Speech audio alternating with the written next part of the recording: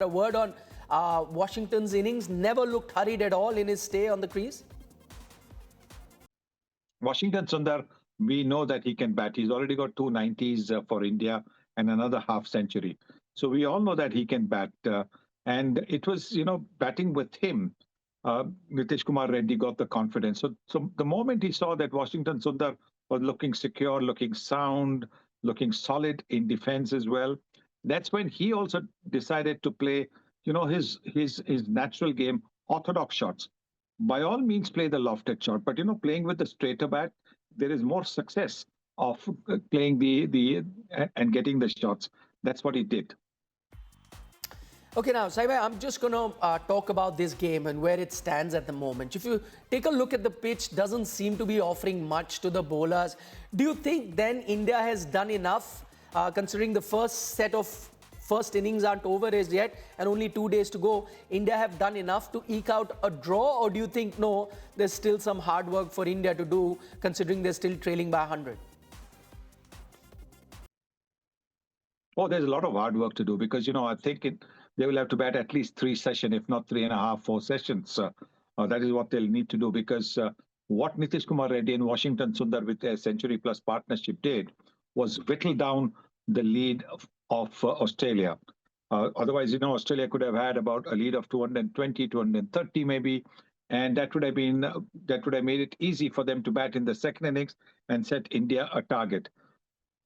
Now, no Australian team is going to set India a target of anything under 400, knowing the capability of this batting lineup, the explosiveness of this batting lineup. They know that. And therefore, by whittling down the lead, what Reddy and Washington Sundar have done is that they have given a headache to Pat Cummins. Even if a wicket falls early tomorrow, with a lead of 110 or thereabouts, they will want to score at least another 300 runs, maybe 325, 30 runs, so that they set India about 400 plus 430, 420, 430 runs to win and give themselves about 3.5 sessions, maybe 4 sessions to bowl India out in the second innings. So the match is not over. And India will have to, when they bowl, be canny about how they have their fielders, how the field placing should be. Now, you know that Constas is one of those guys who's going to try the reverse scoop and the scoop. So you must, from the beginning, if you have conceded a lead of 100 plus, must from the beginning have fielders. So to try and see if he'll go for the shot. If he goes for the shot and gets out, then that'll be a big plus for India. And so I think field placing is going to be more important than the bowling. And India will then have to bat out on the final day. The forecast seems to be pretty good for the next 2 days, so India will have to bat out very well on the final day to ensure that it is a draw, so that they can go to Sydney where they can regroup and look to win the game, and with it the trophy. Talking about the pitch, Saribai, and how well it's been playing for the batters, we heard Jasprit Bumrah earlier in the day in an interview said that he went up to Pat Cummins and said that looks like you've rolled a pitch which is like a Christmas gift to the batters. Keeping that pitch in mind, all the other Indian top order batters, a lot of them under scrutiny, would now be cursing themselves that they did not make the best use of conditions like this, because you haven't got conditions like this so far in this series. Would have been a perfect opportunity, and especially looking at Nitish Reddy get runs, that they could have gotten some runs under their belt. Yes, definitely, because this has really been a very good pitch to bat on. Today probably was the best to bat on because there was hardly any grass left on the surface. If you saw the color of the pitch on day one and the color of the pitch today, day three, you would have seen a vast difference. Color of the pitch on day one was green. On day two was a little bit green. Today it was almost beige, brown. So it just tells you that the grass is burnt out. The grass also gets shaved off every morning. That's mandatory according to the playing conditions. So the pitch has become a lot better to bat on. The pitch has become a lot flatter. There will be the odd ball which will bounce awkwardly, as we saw when Nitish Kumar Reddy was struck on the arm. That can happen with somebody as tall as Scott Boland. But by and large, I think this pitch will be very, very good to bat on, even on the last 2 days. Right. Saima, I go back to that result question that I asked you, where the match stands. Uh, would it be fair to say greater pressure on Australia now to push for a result, considering that for them to win Border Gavaskar series, they clearly need to win the series. A drawn series wouldn't do much. Weather forecast not very great for Sydney as well. Also going to be a good batting pitch where Indian batters could once again score a lot of runs. So in the context of the series, a lot of pressure on Australia to win this particular test match?